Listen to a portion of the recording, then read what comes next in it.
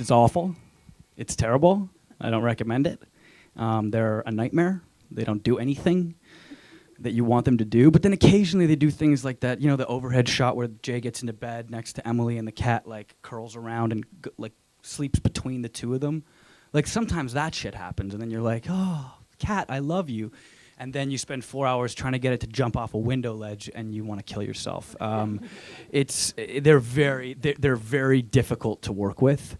Animals are always difficult to work with, and I did a movie when I was a teenager with a dog, and I learned very quickly that it doesn't really matter how good you are in that shot. If the dog does what the dog is supposed to do, that's going to be in the movie. So I told the cast, I was like, if those cats are doing their thing, you better act properly, because otherwise you're going to suck in the movie. Because if the cat does the thing it has to do, then that's going to happen. And I really tried to keep it simple. Like I was like, eat, sleep, curl up. Like I wasn't like, they're not superhero cats. But it was trying and difficult. I mean, the fish were hard too.